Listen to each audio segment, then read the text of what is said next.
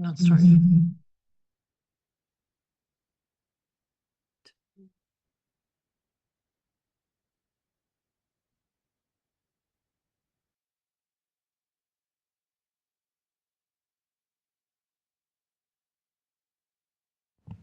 Okay.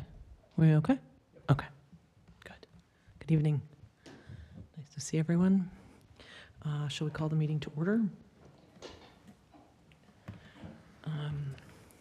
So, do we have a motion to pass the minutes of, do we, Actually, before that, we have public appearances. I'm We've sorry, I'm not never- even looking at the agenda. I'm Yeah. just, We've never had anybody come and make one before, but Alex put in a request to speak for him, so. Alex?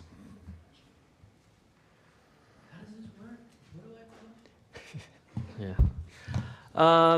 Thank you. I'm tired. there we go. Now I've got it. I'm sure you're tired too. I feel like you've been working hard, but I'm going to tell you this meeting has really kind of been a waste of time. First of all, under Chapter 12, boards and committees and commissions under village ordinances, every committee shall elect a chairperson, which this committee has failed to do. Second thing, the minutes, last time you met for over 2 hours. You have about a half a page of notes. I think we can probably do better with transparency to the village. The work that's been going on is pretty light. Going through some of these housing priorities: diversify housing stock, increase supply of townhomes, condominiums, missing middle rentals, small format single homes. Define stock. What is the goal? What is the percent? Is it a number? Housing priority number 2, increase overall supply of housing units. So you just dodged number 1, but now you have the same thing. It's number 2, it says the same thing. Housing priority 3, increase supply. What's your measurement of success around the word supply of affordable housing? And then you mentioned a specific targeted demographic. Housing priority 2, support development of affordable single-family homes. I thank you for this one. You do contradict this support development in other stages, and it goes on. I'll go quickly through these. I know you have a busy night. Housing priority number 1, really your number 1 priority should be reducing the costs. Strategy number 2, strategy number 3 within that party group is all about adding dollars. Strategy number 6, make Cottage Grove more inclusive to a diverse population. How does that reduce cost? It's more of a slogan than a plan. It's a catch-all that helps avoid hard conversations about things that really matter. Increase overall supply of housing units and housing types. Number 3, number 4, number 5, number 6, number 7, all increase the cost of development, which gets passed on to home buyers. Priority number 3, I started this one. Housing priority number 3. Number 3, utilize TIF and other financial tools to provide affordable housing. That is a good targeted goal to focus on. I'm not here just to moan and groan. I appreciate your time. I do have a couple thoughts that are positive. First thing, enough with the meetings, trying to come up with fancy words. Let's come up with actual plans, not slogans. 2, start meetings with builders. Understand what their barriers are to bringing good products at a reasonable price to Cottage Grove. I haven't seen a builder in these meetings yet. Start learning and understanding how much construction costs are tied up in fees and not actually adding hard values to the product, like trees and bike paths and parks. All great things, but these are adding costs. These are not helping the problem. Number 3, throw down a challenge to the builders. Let's get a product to 270K. Seems like a nice number. That's just a number I picked. Maybe it's 310, maybe it's 320. Work with builders. What is the product we can get here in Cottage Grove at that price point to actually help first-time home buyers? Let's focus on an actual result and not slogans. Read and understand Senate Bill 480. So this is a bill designed to create residential tax districts, just like we have for the commercial and industrial areas, but for residentials. This will actually support builders and help us construction. Like I said in the beginning, I'm tired. I'm not going to stay for the rest of the meeting. If you want me to stay, we can talk. That's fine. We can have a conversation, but that's not the point of number 3. Number 3 is just to give me a moment to talk. And I'm going to leave when I'm done. You guys have to stay. It's not a mic drop moment. It's not like me dropping a bomb and leaving. Again, number 3 is I talk and I sit down anyway, so it doesn't matter. I know that's not the role of this portion of the agenda, so I'm just going to get out of here and let you guys do your work. Just the last final thought, keep the people of Cottage Grove in mind, not pet projects. That's what I got. Thanks, Aaron. Elect a chair. Thank you. Alex, did you want to submit your text for us, to us? I appreciate that. It's chaotic in my mind. I c- It's recorded. Okay. I appreciate that. Or maybe Thank you for want to that. send in, once you, clarify, just because you shared a lot of information, did. and so I couldn't take notes. And I went quickly through Okay. it, and because your time is precious. And again, you're working hard. You're doing good stuff. Send it to Aaron. Yeah, he loves emails from me. Okay. So, right. yeah, and I don't. Yeah, and you guys are busy, and I'm just gonna fade away now. Feel free to stay. Turn that off. Thank you. Is there anybody else who would like to speak? No. Okay. Okay. Great. Have a great evening, everyone. Thank you. Thank you. Thank you for helping. The only thing is, JP, would you mind giving me a chair? I have to put my foot on the chair. So now we can do minutes. Okay, sorry. Yeah. Do we have to deal with that thing that he mentioned in the beginning? Appointing a chair? I mean, I think we appointed you as the chair. I just didn't remember. Okay. So next up is the minutes. Do we have a motion to pass the minutes from the last meeting? So moved. And do we have a Second. second? Oh, there's Paula. All in favor? Aye. Okay, minutes pass. Great. So I am going to just take maybe 10 or maybe 15 minutes in the beginning just to kind of go over some of the past activities, some of the high data, some of the data points that we've talked about, just to provide some context. It's been a long kind of stretch between when you got basic information and the decisions you're making now. So I thought maybe we just frame that a little bit for you, and then we'll jump into the rest of the refining the action items for priorities 3 through 6 and get through as many as we can tonight. So.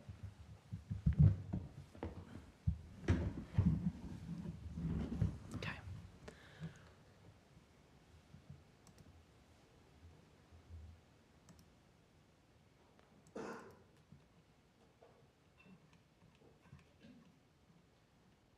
Hold on a second.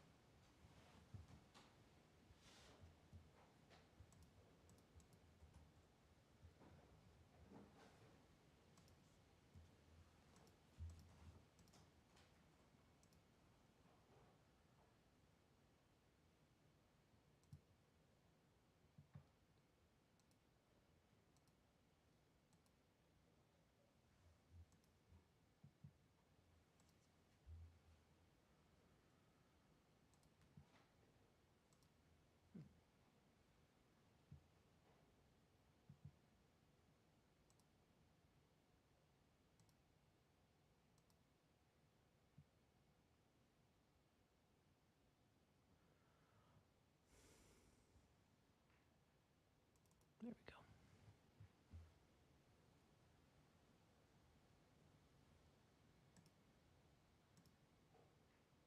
Okay, can everyone see that? Yeah, okay. So as I said, I'm going to just provide a high-level overview of the work activities we've done, some data highlights as some context for decision-making. Then we'll go through and continue our work activities, priorities 3 through 6. So looking back on the previous Cottage Grove Comp Plan Housing chapter from 2020 and the housing study, we've actually done a really good job of kind of integrating the goals and the objectives from those. As you can see, the goals here provide housing in neighborhoods that foster physical, mental, and social well-being of residents, encourage design of neighborhoods that provide value over time, and diversify the village's housing stock. In the objectives, specify locations to diversify housing types, which is a theme really throughout the work that you've put forward so far. Again, range of housing types and create attractive and safe neighborhoods well served by essential services. Many of these policies in the current housing chapter you have built on in this new housing chapter that you've developed. Coordinate residential development with relevant school district. That's really got raised to the top in this new update. Locate community facilities, ensure next to schools, churches, libraries, and community centers that are connected to residential neighborhoods. You have an audit, a pedestrian walk-friendly bike ped audit in your new chapter. Ensure neighborhoods are well served by sidewalks, bicycle routes, et cetera, non-motorized vehicles. Coordinate with landowners to open up suitable development. That isn't something you actually specify. That is kind of within the job of your planning director, of most planning directors, to keep conversations going with surrounding landowners. But encourage the inclusion of 0, 1, and 2-bedroom units. You didn't actually specify in this, but that is something, and I just highlighted that because that is something that, does help to diversify housing stock. Seek to keep rents comparable to those in neighboring communities.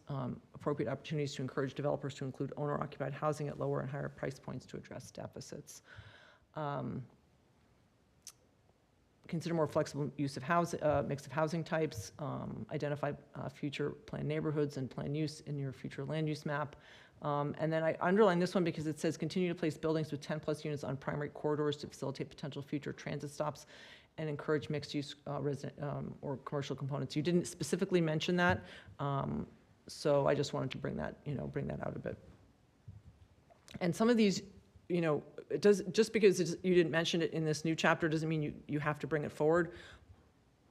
This document will be a reference. Both the previous comp plan chapter and the housing study will be used as references in the housing chapter update. If you do see something here that you explicitly want to bring forward, then please feel free to share that.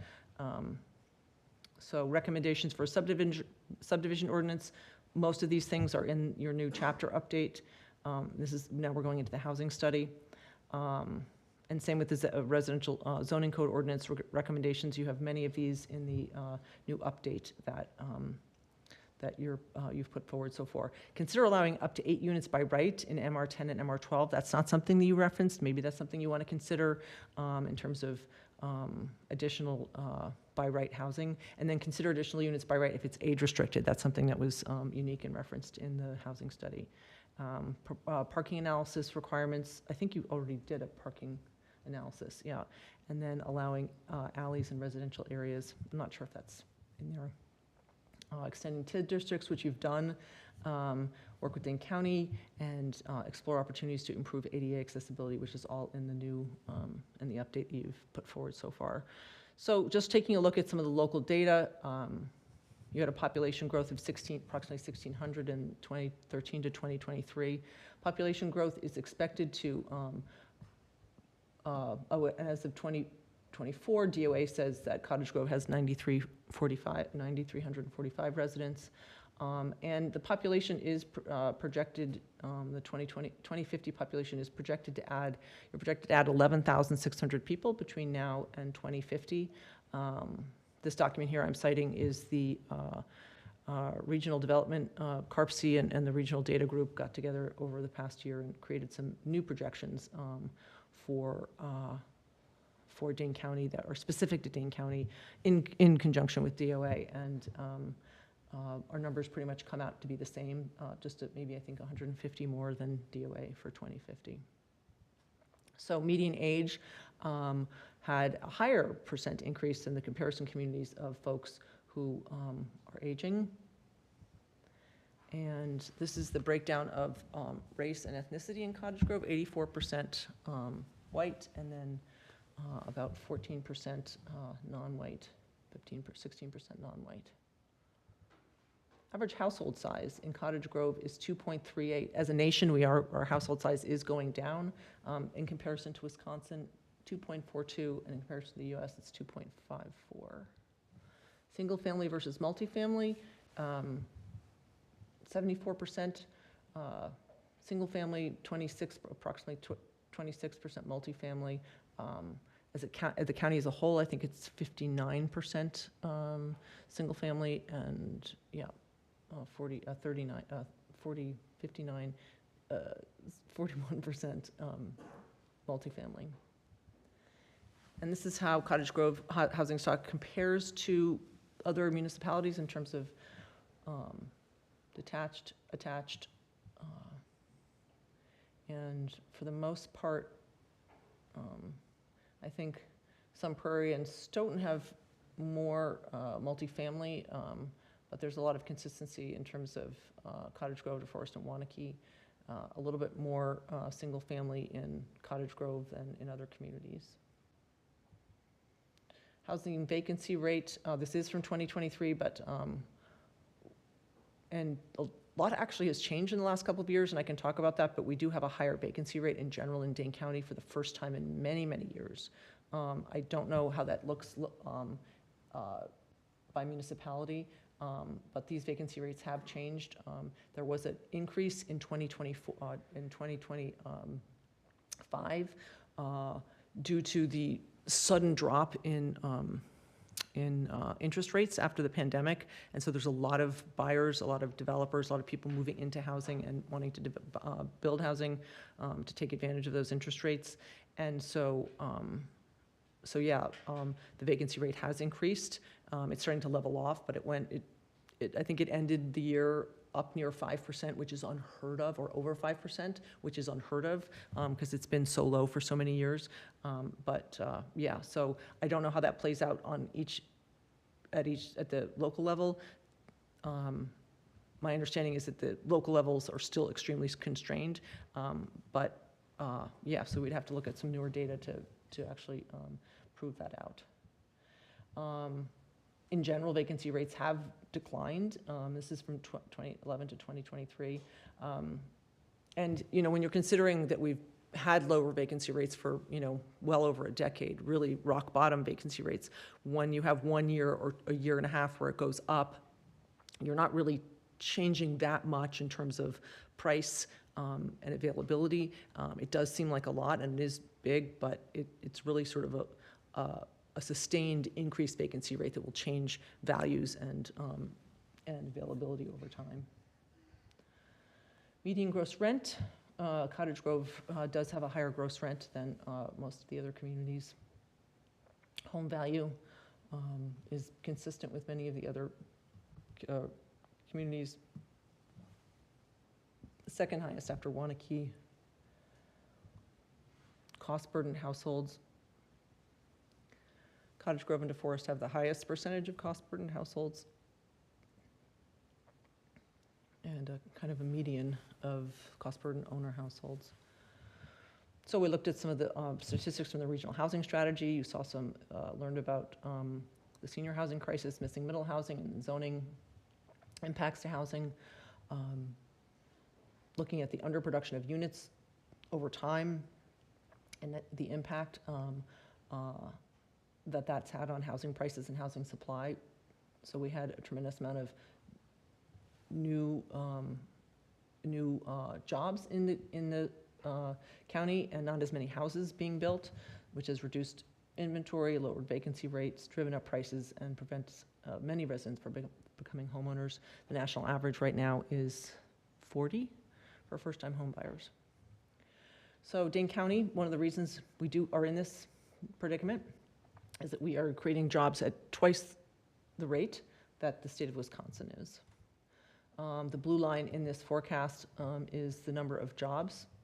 The black line, the vertical black line is up to 2022, but the blue line is the number of jobs that we're adding, and the green line is a trend line of the number of households. And as that grows further and further apart, then of course that creates, vacancy rate issues.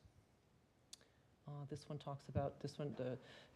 looks at the number of units built per 1,000 people, and as that goes down, the orange line, the median home price goes up. Home ownership by race in Dane County. Overall households are 59% of our households are home ownership. White are 64%, and that goes all the way down to Black African American being the smallest number. I did look at some recent data, and that number for Black African American has actually increased to 19%. I don't have it in this slideshow, but that is good. At the same time, it's very interesting. The Latino population has decreased by 4%. in terms of the homeownership rate.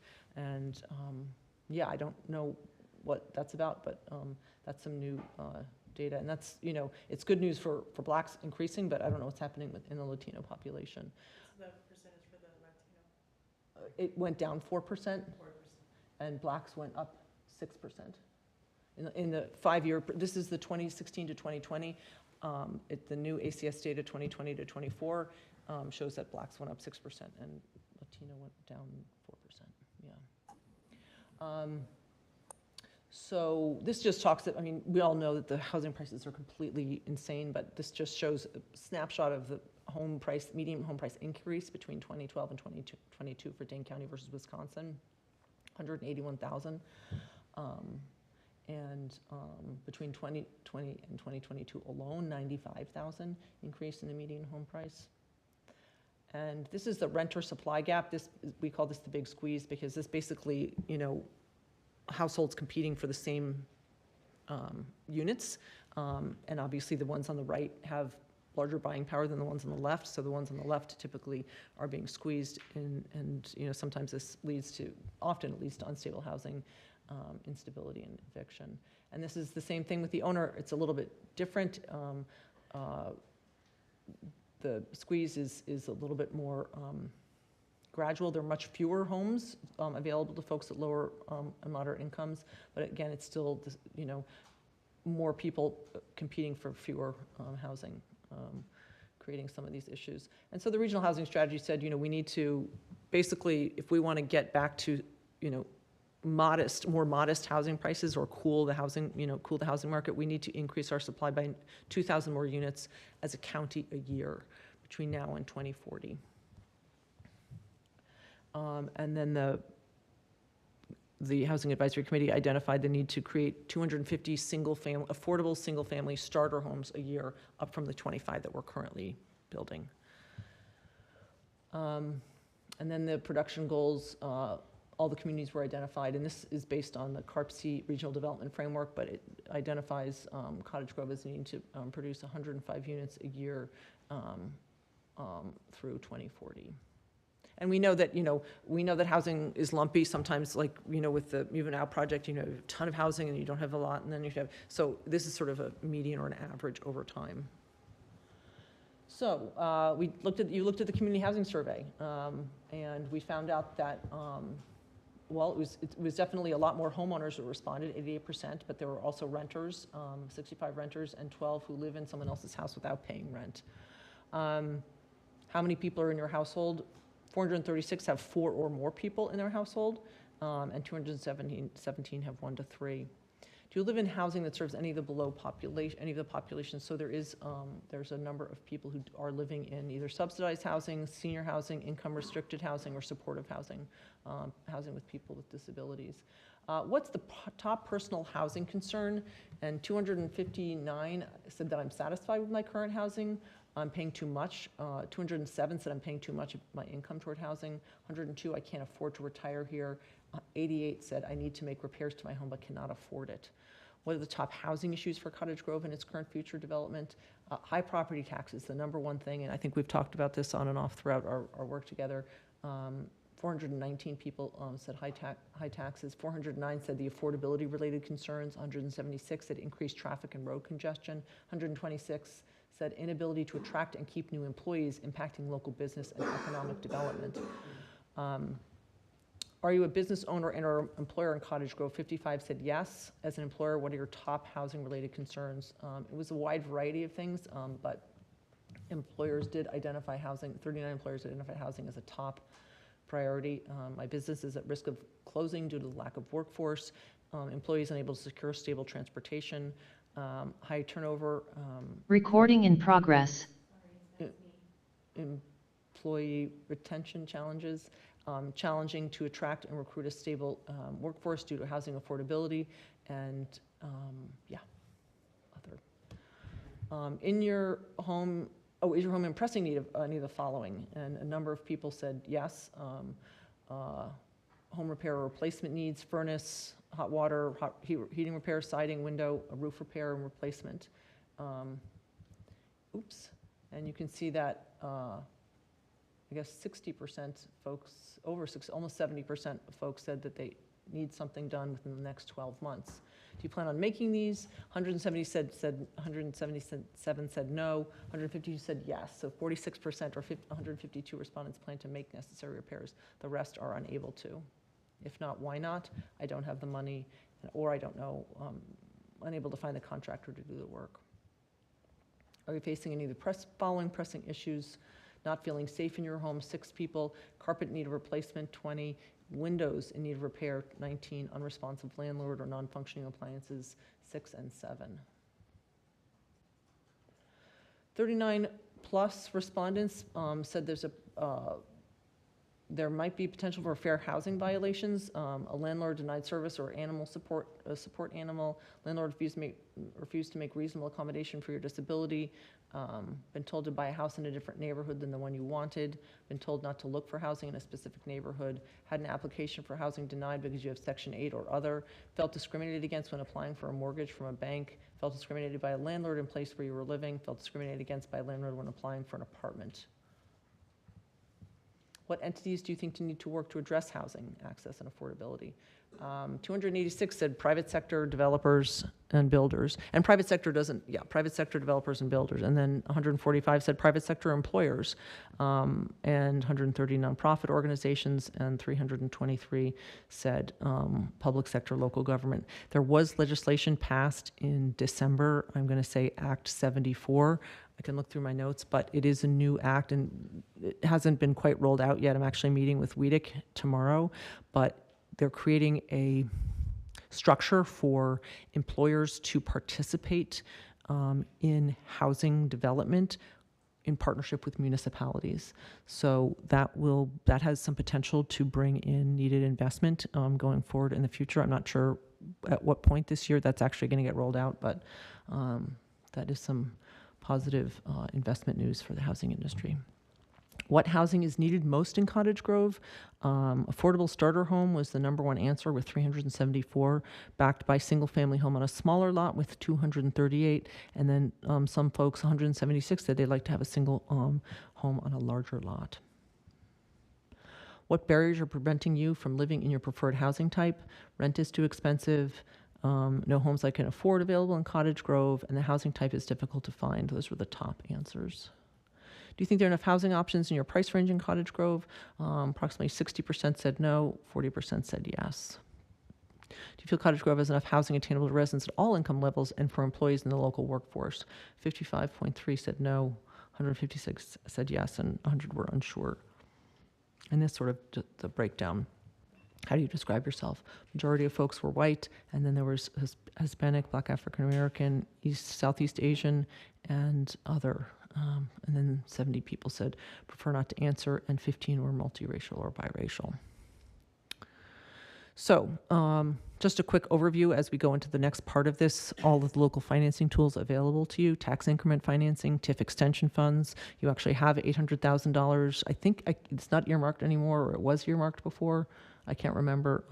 You have done a TIF extension fund. You have created TIF extension funds in the past. It was a program designed to use it that Kind hasn't really been taken advantage of, so I Right. think we could Maybe earmark it. reallocate it somewhere else. That could potentially be reallocated in your update. WEDA Affordable Housing Funds, which you'll qualify for as soon as we finish this update.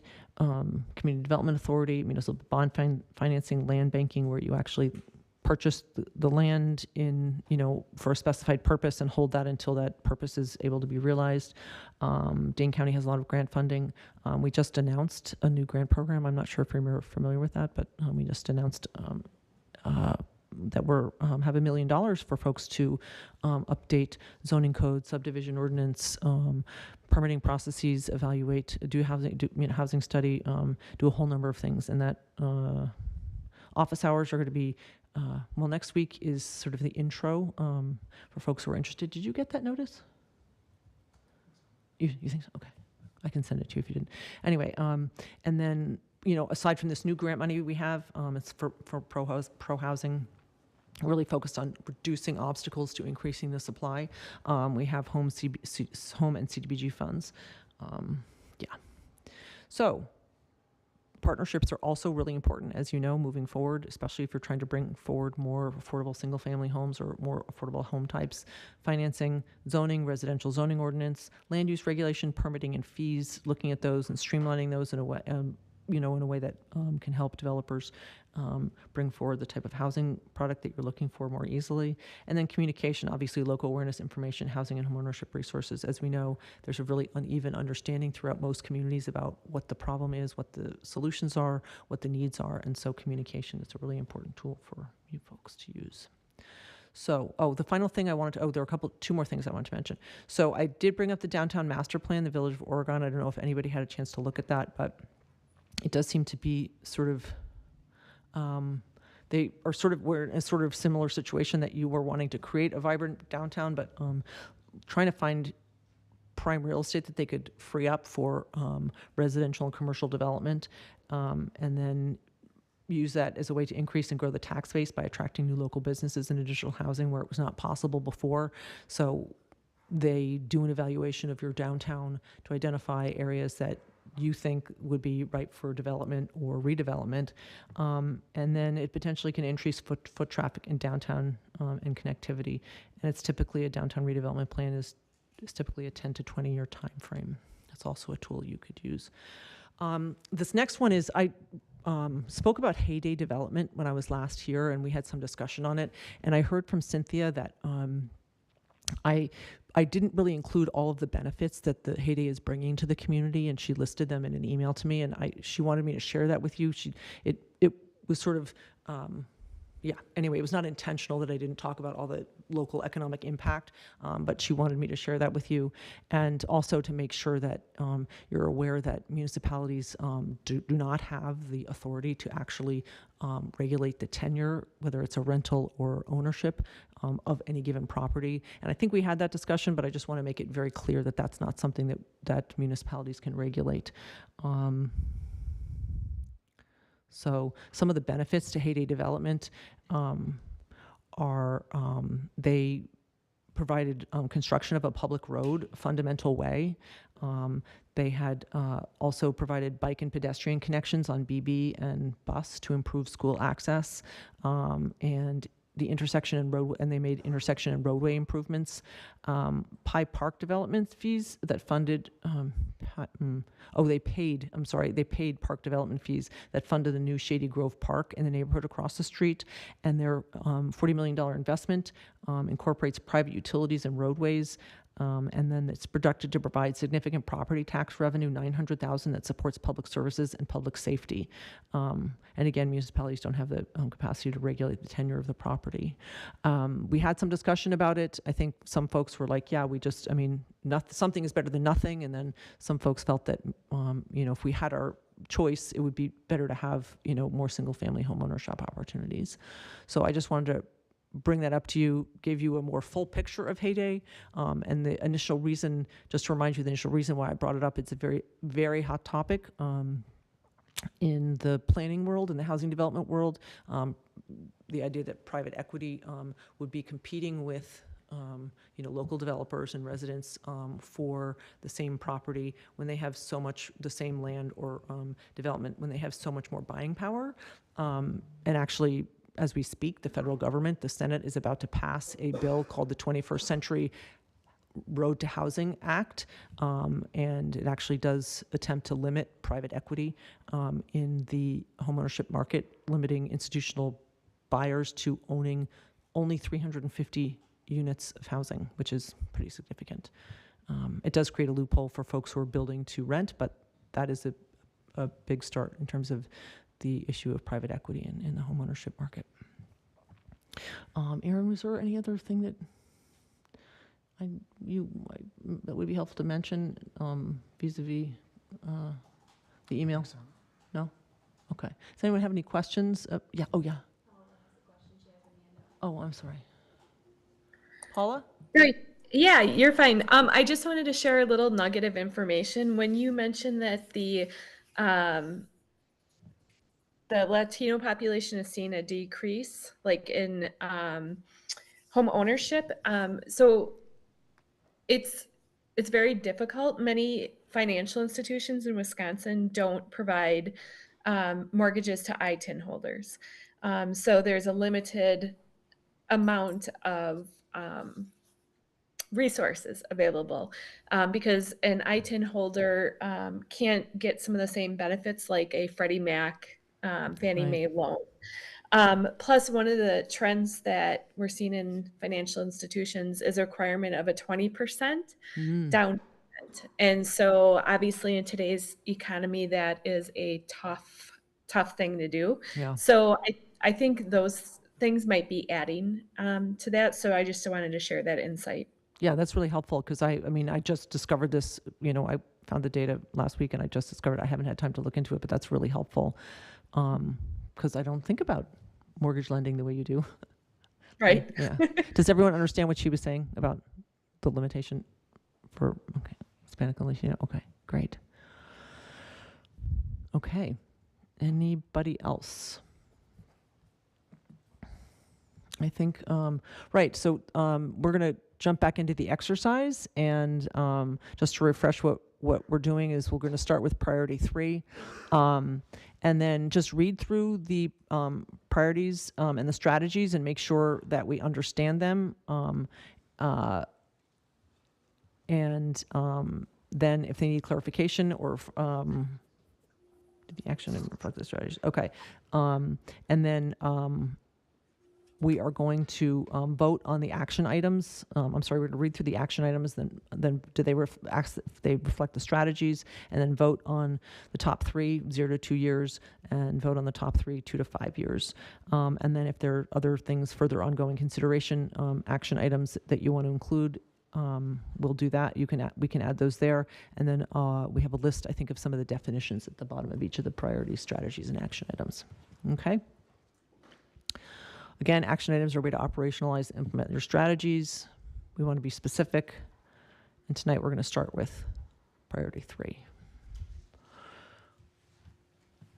Just as a reminder, your core values that you identified: affordability, all people have housing they can access, afford, and maintain that meets their changing needs; economic growth, housing production meets employee needs and supports employer retention and growth; informed engagement and community, residents and local leaders understand the housing crisis, are empowered and responsible for being part of the solution; accountability, access to information; and then economic stability, all residents have equitable access to housing, including specialized housing, as well as information programs and resources that meet their needs; adaptive equity to access information.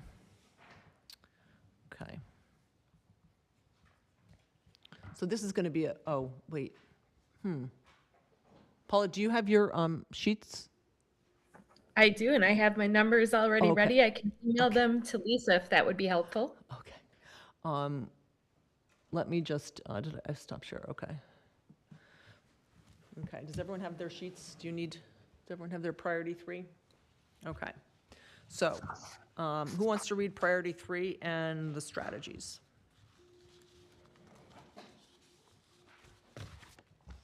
I will volunteer to get us going. Housing priority 3. Increase supply of multifamily housing units affordable to low and moderate income households, including our local workforce, teachers, retail workers, public employees, etc., and seniors so they can age in place.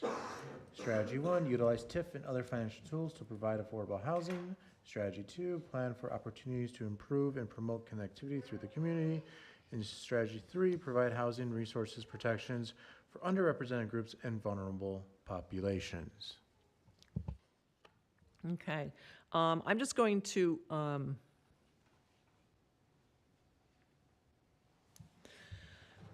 actually, let's just read through these. Chris, you want to do the first 2? Sure. 1, move toward form-based mixed-use code instead of use-based code. 2, develop local affordable housing financing policy for the use of TIF, other village incentives such as a height bonus, land banking, reduction in impact fees, streamlined permitting, or other tools. Does anybody have any questions on what those mean?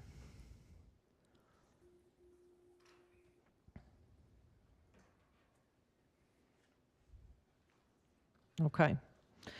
Number 3 and 4. Paula, you want to read 3 and 4? You bet. Identify sites where affordable or workforce housing could be prioritized or incentivized.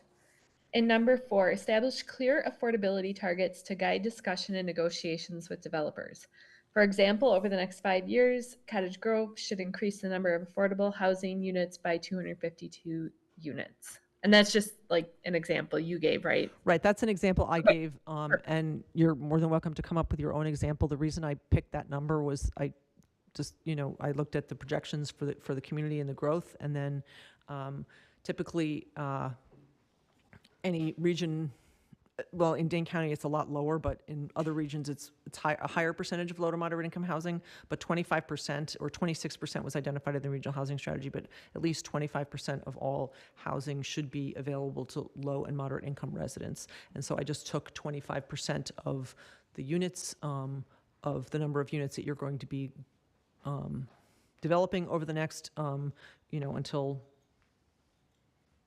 I think it was 2050, and then divided that by the number of people per unit. That was just a rough back of the envelope estimate, but the idea is that this piece of information, and I think the gentleman who was just speaking mentioned it, it's really important for developers to have a clear sense of what you want, because when you literally put it in writing and say that we want that, they're going to be a lot more likely to come and be eager to make that happen for you. So I can bring in a calculation next time, but I think it's really important that you come up with a number, some sort of number to ballpark, because it'll really help developers to address this housing priority number 3.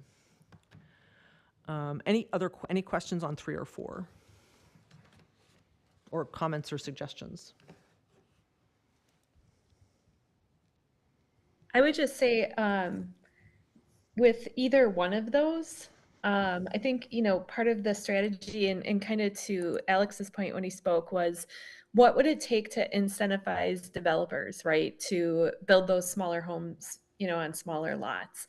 And so, like for the affordability targets, right, not just talking about the affordable housing units in a number, but really a proactive measure of maybe there's a dollar amount attached to down payment assistance or something of that nature. So I just kind of wanted to expand on that. And I think we get into it a little bit more later, but I mean, I think that's a great idea. If you want to put a price on it, right now we know that the median income family can't afford the median home price, but and I can talk to some of the single family affordable developers that are developing, because they gauge their developments based on median income and find out what they're selling their units for, like Habitat or MACLT, and then bring that number back to you. But yeah, specificity is really important. we do have a developer that has other developments in Cottage Grove, Andrew Homburg, who has an area of land out by the quarry off Gaston. And I think he is planning on targeting that area for more affordable homes. So, we already have somebody kind of engaged in our community that would be a good resource for us to tap into and have that conversation with. I don't know him. Would you feel comfortable reaching out to him and finding out a number? Great. Yeah. Okay, I will. good. We'll bring those numbers back next time. 5 and 6. Katie, you want to read 5 and 6? Review local policies and ordinances to ensure fair housing protections, reduce displacement risk, and remove barriers that disproportionately impact underrepresented or vulnerable populations. Identify gaps in pedestrian, bicycle, and transit connectivity that limit access to employment, healthcare, schools, and daily services, particularly for seniors and workforce households.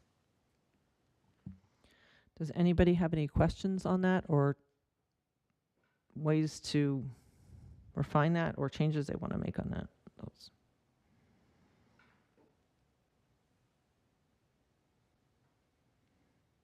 Okay. Lorene, you want to read the last two, 7 and 8? Oh, here you go.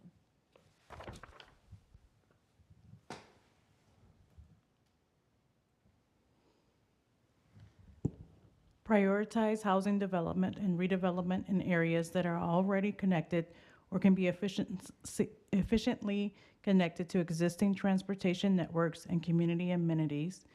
And then partner with nonprofit organizations, housing partners, Dane County, and service agencies to support housing options and wraparound resources for seniors, people with disabilities, and low-income households.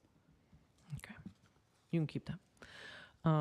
Other, Cottage Grove, I put this in here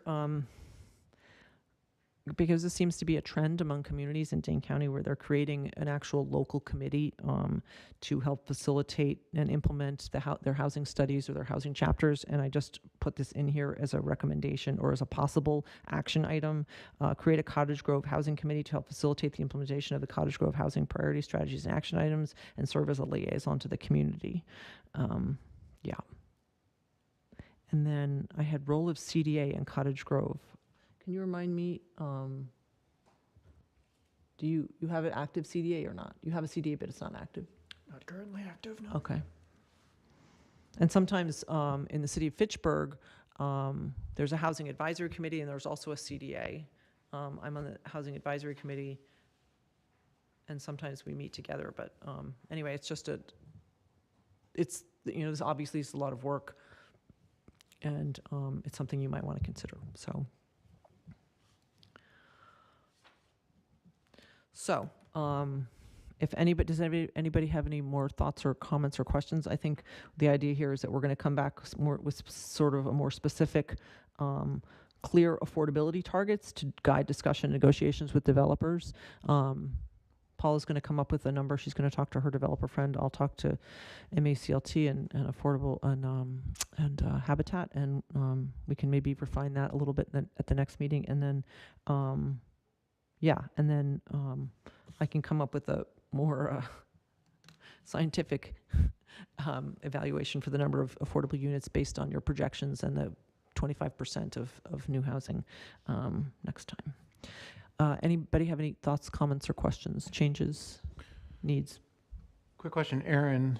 It was months ago, but we had that concept that came to Plan Commission off of Vilas. It was a long time ago, but they also had a lot of proposals for more affordable housing. That was their main goal with that. Have they interacted with us since then? Is it worthwhile for us to reconnect with them? Talk to them every so often. They're still looking for a partner to kind of work with on the project. So there was a proposal, kind of concept proposal that came through to Plan Commission months ago that had quite a few number of affordable housing. That was their main goal, kind of modeled after some of the neighborhoods in Middleton, in particular. I blank on what the name is. Middleton Hills? Yes, I think so. So the different types of housing that we've talked about in there, but that was their main goal, is to build that type of housing. So if we're looking to connect with folks, they might be worthwhile, but if they haven't found a partner yet, I don't know if it will be worth it.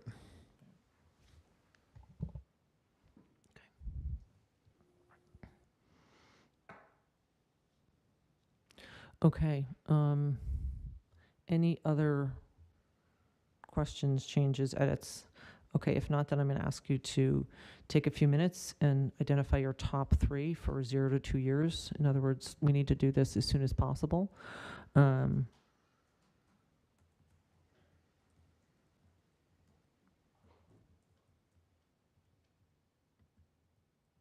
then you can include number 9 would be the other, create a Cottage Grove Housing Committee. And then roll the CDA in Cottage Grove. I didn't,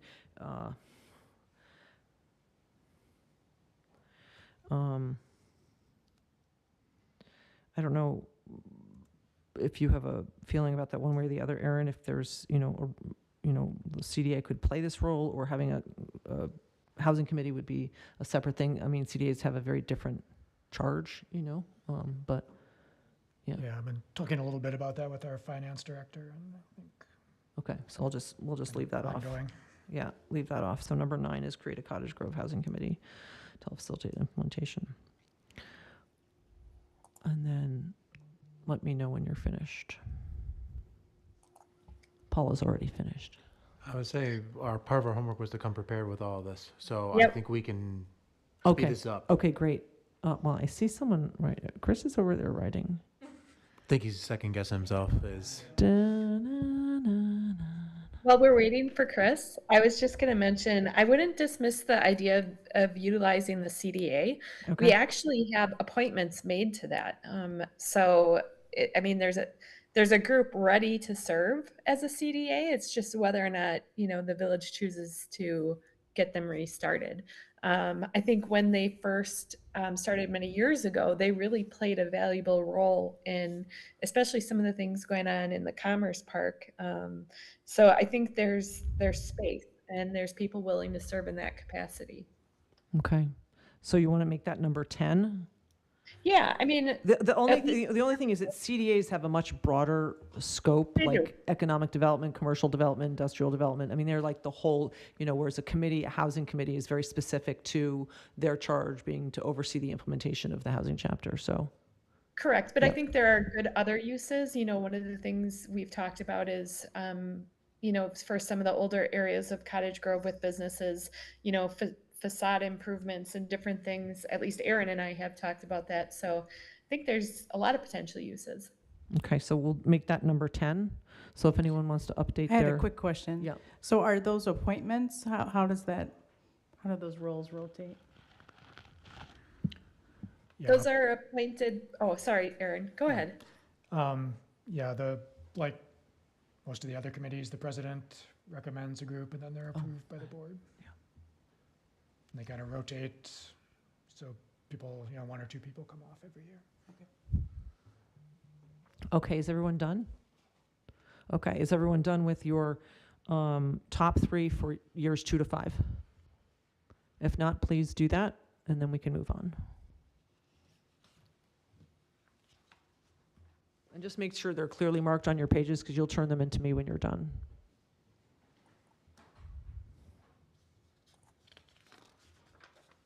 Oh, sorry, long-term considerations, if there are any, please feel free to write those in. And definitions, we have affordable workforce housing definitions, HUD income limits, fair housing of Greater Madison, tenant resource center. Those are, definitions or organizations that would help support this work.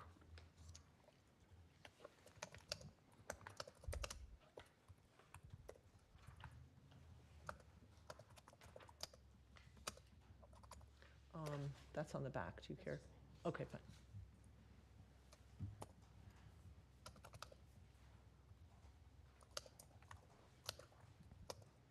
And Paul, you're going to send yours to Aaron? Okay. Yes. Aaron or Lisa, whoever would prefer. You can send them to me. Okay, got it. Okay. 1, 2. And Chris, are you done? If you are, you can hand it down. Going back and forth, because I have notes on my sheet again, so I might just send Okay. it in. So that's Chris's. Okay.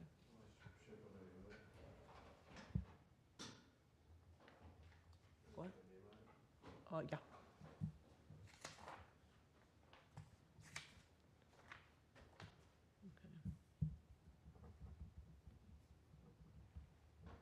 Okay. JP, do you want to think more and email them to me or take? I'm just gonna email them. I have them all done. I just have some notes on the sheet. that I Okay, like and you go want to back keep those? Okay. Yeah.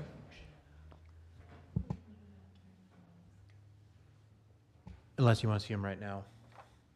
No, but Chris, there are 4 that are for 2.5, 2 to 5 years.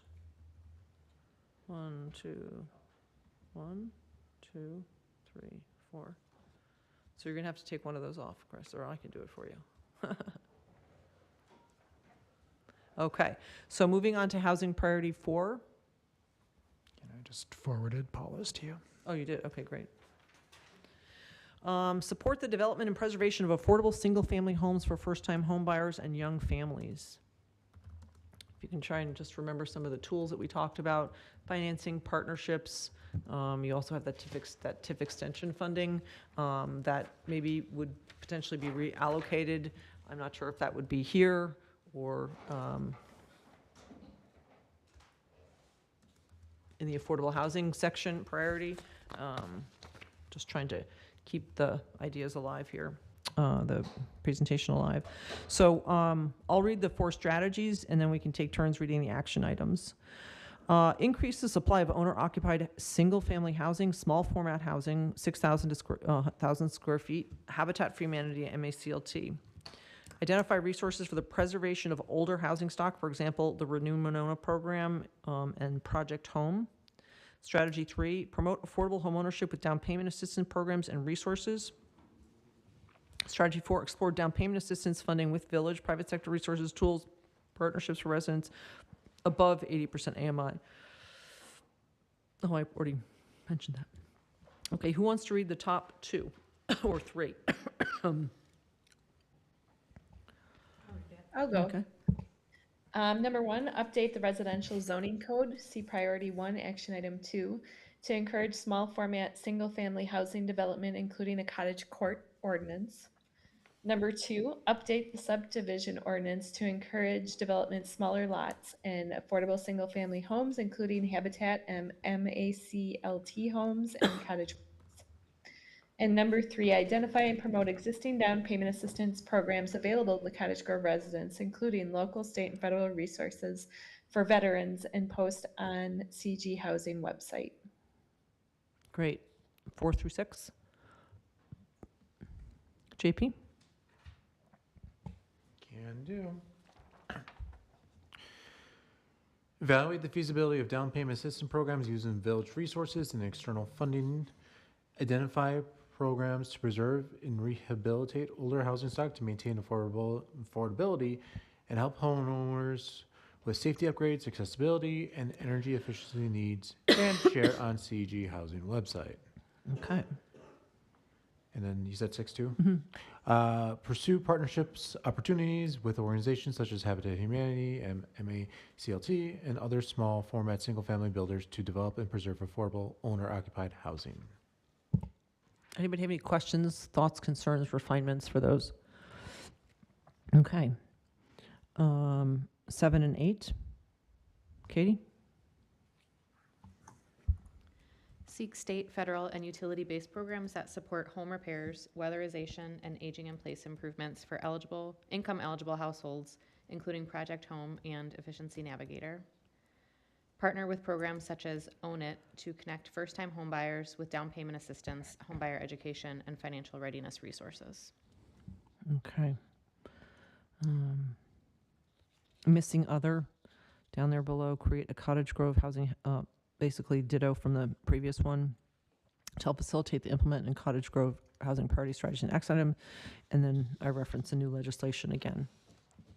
Yeah. Okay. Take a few minutes and identify your top 3 for the first 2 years and your top 3 for years 2 to 5. What is the most pressing? Is 0 to 2. Identify 3 of them. The second most pressing, 2 to 5. Identify the 3 of them. Did I miss? What? Oh, okay. Great. Great.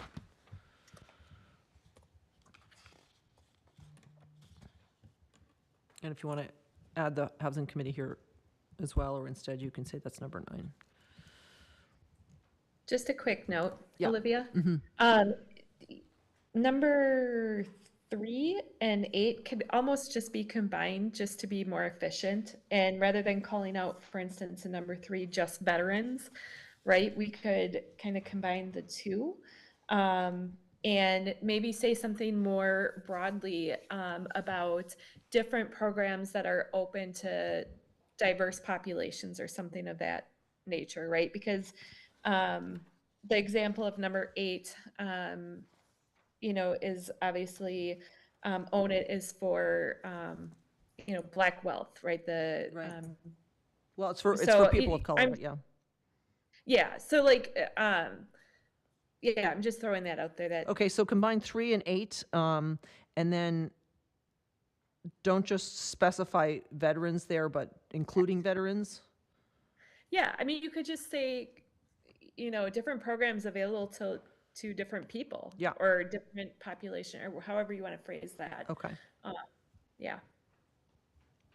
okay.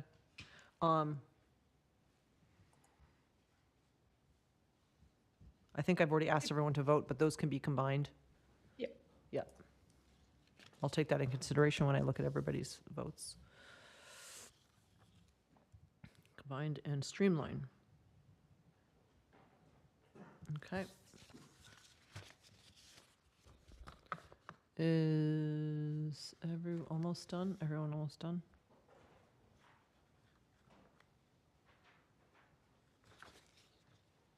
Great. Did you put your name on, JP? Great. Okay. Moving on to priority number 6. Expand senior housing options, including independent living, assisted living, affordable senior housing, and aging in place options. What? Oh, I'm sorry. I was like, wow, did we got to 6 so quickly? I'm sorry. Housing priority number 5. Lorraine, you want to read the priority and the strategies? So increase community awareness and education about the housing shortage and affordability crisis. Strategy, make housing information and resources available for current and future residents and developers. Second strategy, create educational materials that demonstrate the impact of the housing shortage and affordability crisis on the village of Cottage Grove and its residents. Great. This is, okay, great. All right, action items. Lisa, you want to read some? No? Okay. I'll do Aaron? I can do the first 2. Okay, you read the first 2, Chris. Create an easy-to-find housing webpage for Cottage Grove with information on housing counseling, home ownership, financial literacy, etc., data, plans, program, and link to the housing chapter of the comp plan, including a state and nonprofit housing resources. 2, develop a housing crisis 101 fact sheet on the utility of higher density housing so that people understand the taxes received from multifamily housing help pay for services far more than the impact they have on services. Oh, yeah, taxes per acre could be useful stat. Great. All right. 3 and 4. JP? I'll go. Develop educational materials explaining the local housing shortage and affordability challenges, including a housing type guide with visuals of different housing types and a fact sheet with the CG Dane County housing shortage and its local impact. Number 4, provide biannual update on housing related information, including number of permits, housing costs, vacancy rates, etc., to residents, boards, and elected officials on housing initiatives in progress through website and other municipal channels, and compare trends with neighboring communities. Want to read the last one, JP? Of course. Incorporate housing information to existing planning and development discussions rather than creating standalone outreach or education initiatives. Okay. And then 6, committee. The committee just keeps on appearing here. I want to share that I'm in the conversations with creating a dashboard for the county as a whole based on our annual metrics report, and I'm also in conversations with CarpC. Aaron, were you? Did I invite? I can't remember, but we've started some initial conversations with CarpC about creating a kind of like a mini dashboard for municipalities based on a small set of metrics. So that's something that we are talking about and could be a potential resource for your website or your web page. Okay, any questions, changes, modifications, streamlining? I have on number 2, Mm-hmm. and I think, we talked about this in the past. making sure that the language in number 2 in terms of that fact sheet match the wording of our priority, right? Rather than calling it Housing Crisis 101, right? We talk about housing shortage and Right, affordability. sure, Just matching that up. yep. And then the only thing I would say in terms of when we're talking about community education, and maybe this is different, maybe this falls under one of the priorities, but one of the things we haven't talked about is just kind of educational information for people. For what? Like how, for people, how do you save for a home? How do you buy a home? Like, just kind of those basic things that help get people along the path of ownership. And maybe that's not the role for the municipality, but obviously I know a great resource if we need one. So So on the number 1 says create an easy to find webpage for Cottage Grove with information on housing counseling, home ownership. Okay. Should we say, would if we said home ownership training, would that be better? More explicit to your point? well, we do say financial literacy next, so you could even say, you could maybe keep it on that. Okay. But yeah, Okay, I just want to make sure like right. that's tied in, that we're helping people. It's not just educating the community, but we're actually educating people. I could say, we could say pathways to home ownership. I like that. That's great. Okay, Yep. okay. Any other comments? Okay, can you rate your top 3, 0 to 2, and your top 3, 2 to 5? Oh, there are only 5 of them, or there's 6 of them. Okay. Well, 5, unless you want to keep the committee again, but I thought we It can be added anywhere if there are enough votes for it. Okay.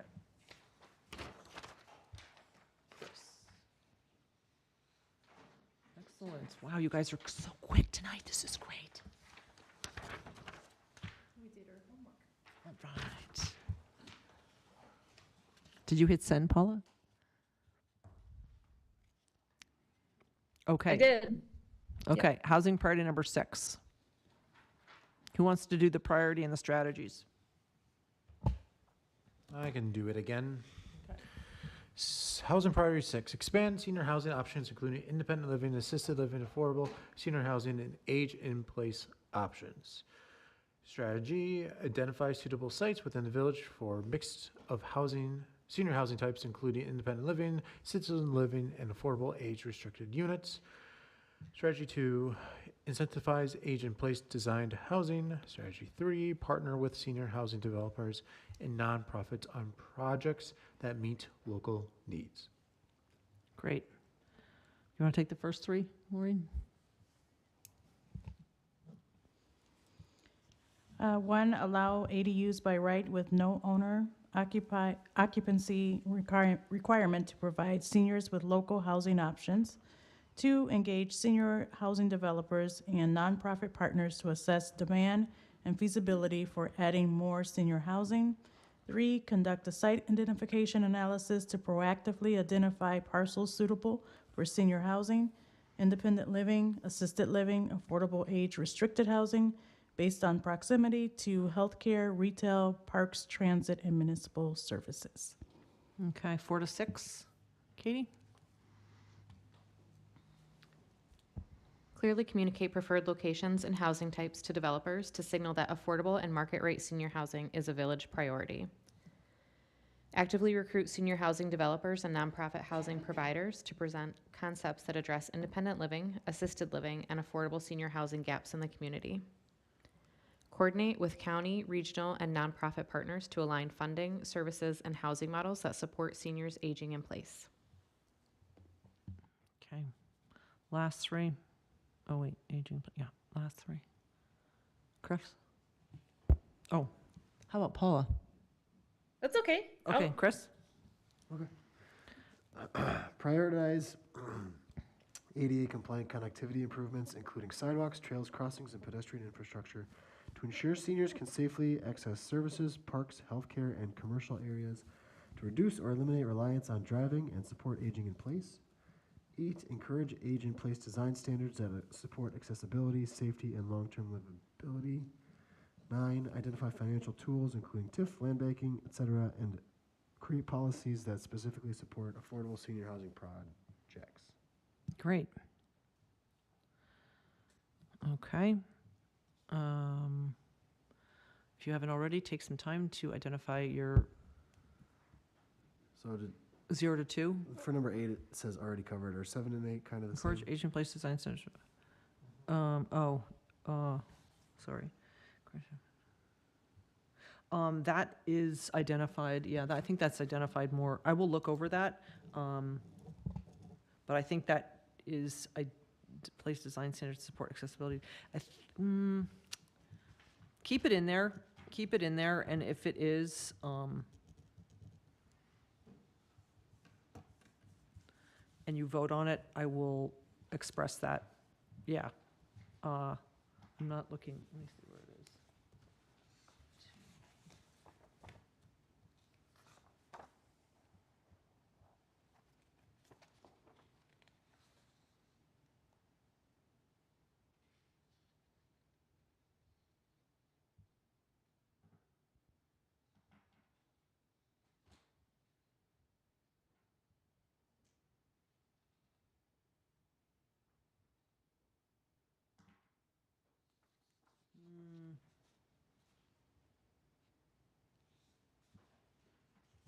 I think it was in housing priority 2.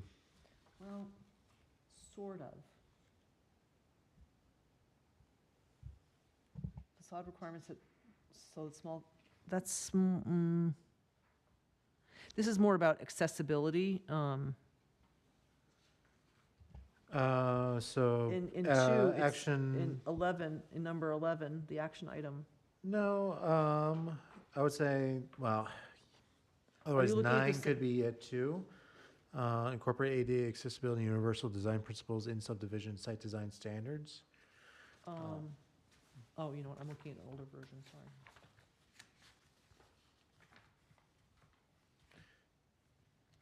So again, if that's broad and beyond subdivision, I think we then- just have to make sure that that is included in that one, or the other one is included in this, but this is specific to aging in place. So I don't want to lose the age in place design standards, which are things like zero entry housing. So, yeah. I'll look it over and make sure that we're including both. But I wouldn't leave, I don't want to eliminate it because it is specific to seniors in this one, in a way that the other one isn't.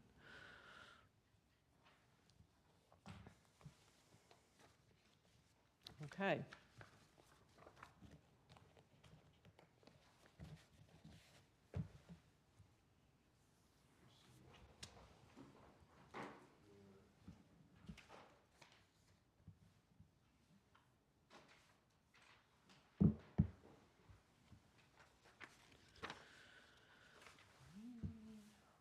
Oh my gosh.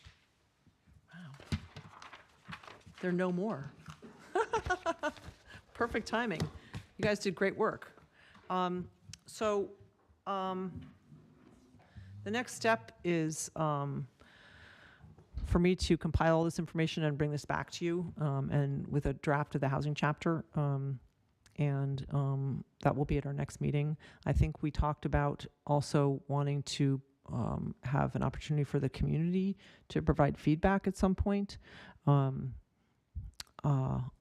not sure we should schedule that until you've gotten a chance to look at the chapter and are ready to move forward. But I will share that when we discussed that part of the scope, I had staff, and I no longer have any staff. So in terms of designing or producing the meeting, I'll probably have limited time. I'm happy, of course, to present the chapter on your behalf and the work that we've done.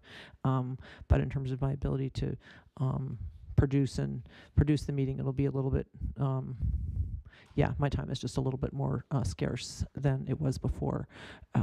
Yeah. But I don't think we have to go too crazy in terms of, public meetings. But if you have some ideas about how or when you'd like to do those meetings, yeah, I'd love to hear them. So I feel like you don't have to go into the detail that you've been doing, especially in the beginning of our meetings here. Oh, yeah, right. So take that off your list. Yeah. So I'm viewing something similar to the law enforcement impact fee community sessions, which was staff. I'll say staff broad, so 3-4 minutes intro, provide some context, and then it's just opportunity for discussion on different things. Obviously, everything gets posted online. We publicize it. So there's opportunity for people to review it beforehand, to come with questions, ideas, thoughts along those lines. But it's not something that we need to produce a whole show for, a presentation on. That it could be something quick and easy, and I think many folks would appreciate that. That's not a super in-depth intro. We can give them the highlights. We can even point to some of the recordings that we've done on the why and look at these timestamps to save everyone's time, energy in that. Great. Yeah, I mean, I think, So when we did that, we did one virtually at noon, and then we did one live in person here at Village Hall at 5 or 5:30. So kind of appealed to different folks at different times.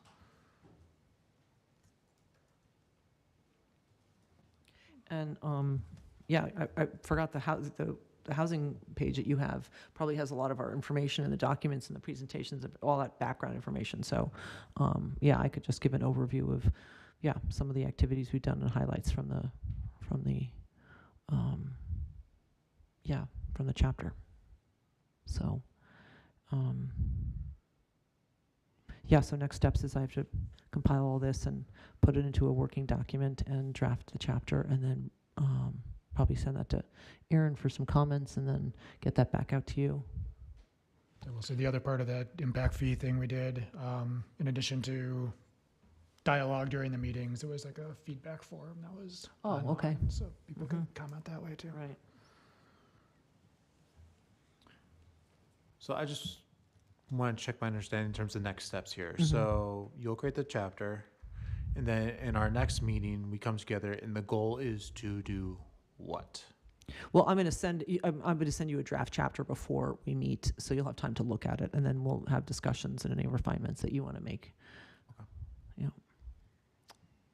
And then once we've discussed, refined, we feel like we're in a really good spot, then the next step is what? Well, then you have to approve it as a committee, and then I think that at that time we'd probably want to identify some potential dates and times, logistics for the community outreach. Do we want to do that before we approve it as a committee so we can take the feedback? Yeah, I was going to say the idea that Paul and I proposed when we first discussed this was to draft it, so to get to a spot where we feel comfortable with it. It's important that you feel comfortable with it. Yep. Get opportunity for community feedback, and then after that, we can approve it. Right. So that gives us opportunity to take the feedback, summarize it, see if we need to make any tweaks based off of that, approve it, and then from there, does it go to another village committee? So by state law, it has to go to Plan Commission and then Village Board for final approval. Which at those two will also provide opportunities for public comment as well. Right. I agree, JP. That you summarized what we talked about at that first meeting well, so I agree.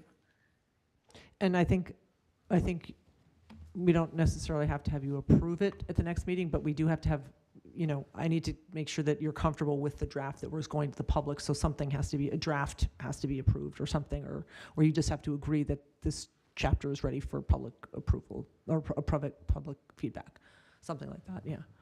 Not the final chapter, but yeah. Olivia, will you be sending us data on how our votes came out in terms of how many votes, on each of the action items there were?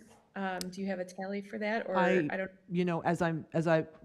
Right after the last meeting, I went through it, so are you asking, you want to see my notes that I compiled to make Methodology, like if you're using a spreadsheet to tally them or whatever, just so we can see how many people voted for number one? Was it a landslide, or was it did we tie numbers or something? Okay. It's Yeah. I don't have a spreadsheet, but I have a lot of notes on the side of my page, but I could put it into a spreadsheet if you'd like to see that, if it's possible. Yeah. Well, I mean, if it's don't create a whole spreadsheet I know you're low on staff, but if you have your notes or whatever, that would just be Yeah. helpful for us to see in tick And marks or. In terms of the priorities, 0 to 2, I'm not prioritizing those within those priorities because sometimes they're tied, and I think some are easier to do than others, and some might require a long on-ramp and some are a quick on-ramp, and so that's up to you, the committee, yeah, that's a whole other, prioritizing within the priorities is not, yeah. So those are the 0 to 2 priorities, the 2 to 5 priorities, and then it's up to you, Aaron, the committee, how you want to move forward on those action items and when. So I'm not prioritizing the priorities. I'm only grouping the action items in terms of 0 to 2 and 2 to 5. I'm not prioritizing them for you. Sometimes there were overwhelmingly, like everyone voted for this one thing, and sometimes there were lots of ties. So that's just it's too into the weeds to numerically identify those and grade them, and it's just 0 to 2 and 2 to 5. Olivia, just so you know, the consultant we're going to hire to do the rest of the plan later this year is going to take this and just visually format it to match the rest of that, so you don't need to spend a lot of time making it look Okay, so I can send you a Word document? Yeah. Great. Did you hire somebody yet? Next meeting, we have 3 proposals. Oh, good. Okay, so again, next steps, I'm going to take this back and begin to, prioritize or, take your notes and put that into a document, refine this, and feel free to reach out to Aaron or me if you have any further thoughts, comments, questions, refinements, and then once I finish prioritizing the action items, I'm going to draft the chapter and then get that back to you. I don't have a timeline right now. There's a lot of competing deadlines right now, and I'm moving a little slower than I usually do. So I imagine in the next month or 2 you'll see this draft chapter.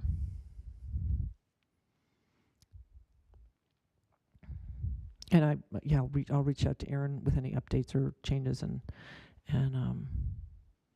as soon as possible, as soon as humanly possible, I want to get this to you. You guys did a really great job, and it was fun working with you. So thank you. Do we have a motion to adjourn? So moved. Second? Second. All in favor? Aye. Okay. Aye. We are adjourned. Thank you.